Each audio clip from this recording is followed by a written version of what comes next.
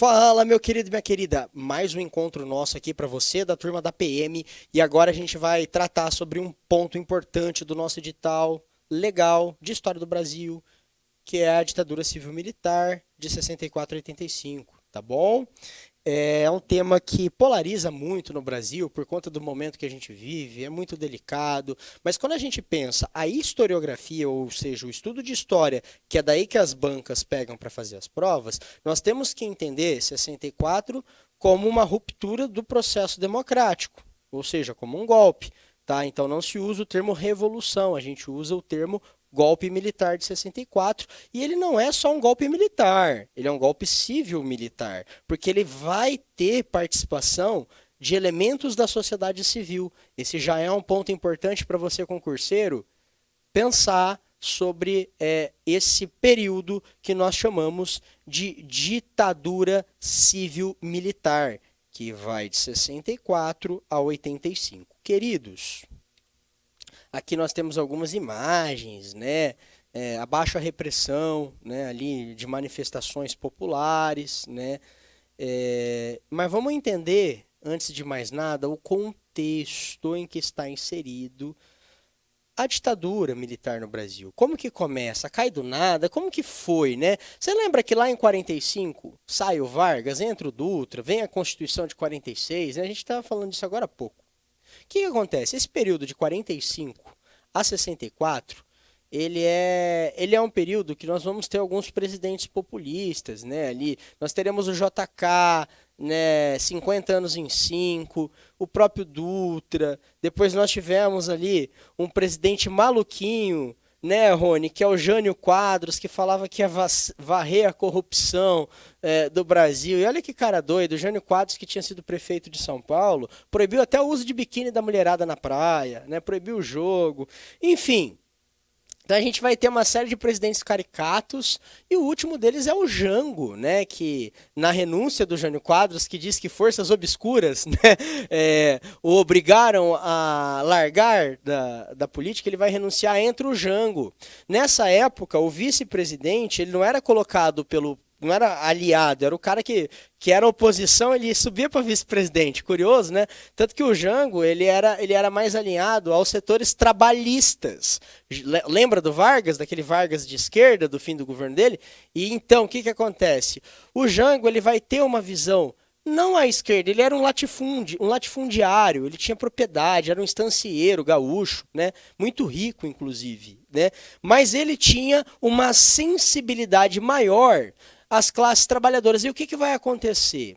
Né? Essa sensibilidade, essa posição mais sutil de centro-esquerda no contexto, macro contexto que vivíamos na década de 60, não existia meio termo, porque nós vivíamos o que era a era dos extremos. O mundo vivia uma guerra, chamada de Guerra Fria, né? Um momento de tensão no planeta, onde duas grandes potências brigavam pela hegemonia política. E uma representava as nações liberais, né? Democráticas e capitalistas, enquanto a União Soviética representava a perspectiva, a cosmovisão de mundo socialista. Né? Então você não tinha... E todos os presidentes até então do Brasil, exceto o Vargas, que tinha cometido suicídio, eles tinham um alinhamento, apesar do populismo, muito grande com quem? Com os Estados Unidos. Potência essa na qual nós lutamos juntos na Segunda Guerra Mundial. Então, dentro dessa dinâmica global, o Jango, ou João Goulart, né, que era o nome dele, vulgo Jango, ele era colocado ali como alguém que estava fora do status quo das coisas, né?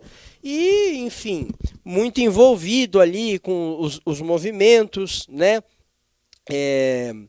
Trabalhadores, falava de uma possível reforma agrária, de uma reforma tributária no nosso país para taxar as pessoas mais ricas e em detrimento das mais pobres. Então ele tinha um discurso que, para a sociedade brasileira, naquele momento, né, mais conservadora, sobretudo os setores produtivos, não viam com bons olhos. Tá? E os militares, então, eles vão ser força ativa nessa derrubada desse governante que é o Jango, tá bom? Então, por isso que é uma ruptura.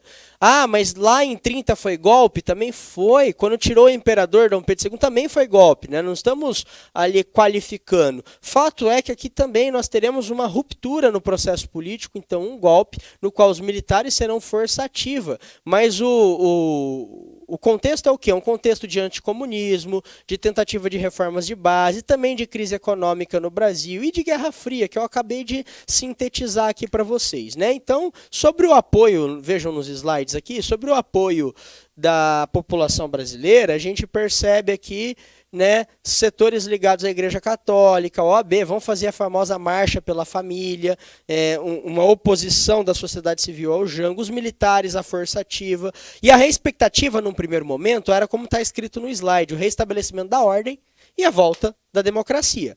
Porém, a gente sabe que essa ditadura militar, ela não vai só tirar o Jango e convocar eleições, ela vai se prolongar até 1985, tá bom? Então, o que vai acontecer no Brasil é que nós teremos ali essa força ativa, né, que foram os militares, governando o Brasil de 64 a 85. Né? Então, ali a gente tem o jornal O Globo, né? Ali mostra o nosso primeiro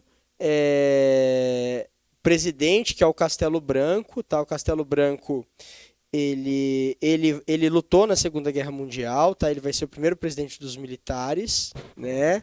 E o que a gente vai ter? Os militares eles vão usar qual estilo de governabilidade? Eles vão partir pelo legalismo, tá bom? O que isso quer dizer? Ah, mas não teve tortura, não teve crime contra a humanidade, teve tudo isso. Só que o que acontece, né? A ditadura brasileira ela vai se configurar como uma ditadura legalista, ou seja, ela vai criar atos institucionais, né? Vai criar mecanismos jurídicos que permitam a prisão política, a prisão e a inexistência de habeas corpus em alguns casos, a exoneração de funcionários públicos, colocado lá no Diário da União necessariamente por uma causa política. Então tudo isso vai ser feito dentro da legalidade, tá?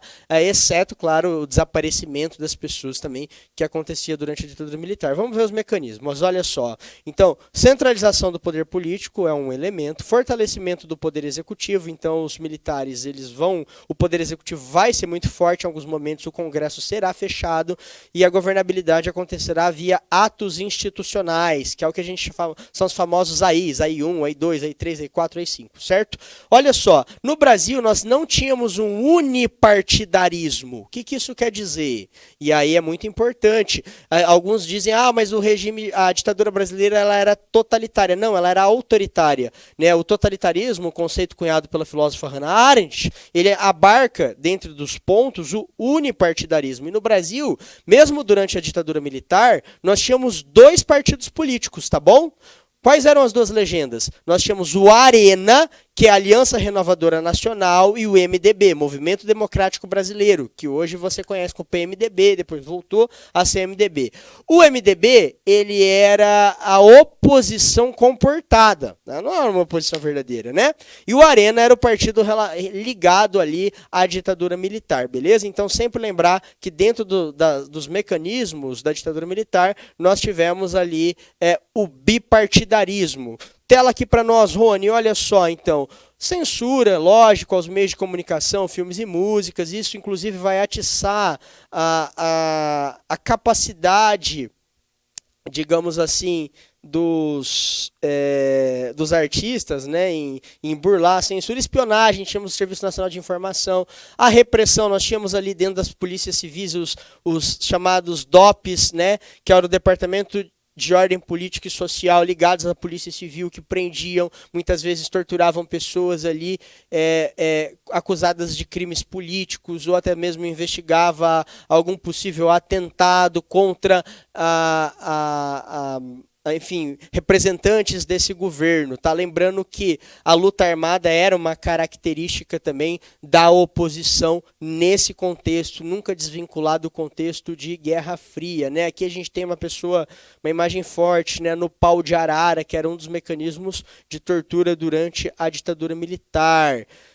Perseguição dos estudantes, das ligas camponesas, que é, digamos assim, o pessoal que lutava pela reforma agrária, e sindicatos, tá bom, gente?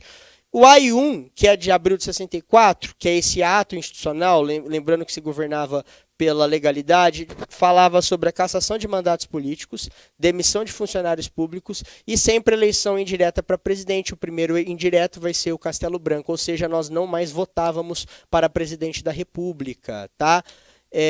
O AI-2, ainda no governo Castelo Branco, extinção dos partidos políticos, bipartidarismo, né? Eleições indiretas para presidente, mais poder concentrado no executivo. Aí 3 de 66 fala de eleição indireta para governadores e indicação de prefeituras e capitais estratégicas, ou seja, tá, até mesmo em alguns estados não se votava para governador ou prefeito, tá? Então a gente percebe que a democracia começa a se ruir com a consolidação dos atos institucionais. Vai ser feita a Constituição dos Militares, onde esses atos serão adicionados, tá? A Constituição é a de 67, que vai trazer maior autoridade ao Poder Executivo, confirmação dos atos institucionais, e nós teremos também o PAEG, o Plano de Ação Econômica do Governo, que eu vou falar um pouquinho mais sobre ele, né, na parte 2 dessa mesma aula, tá certo, gente? Olha aqui, ó. Beijo no coração e já assista a parte 2. Valeu!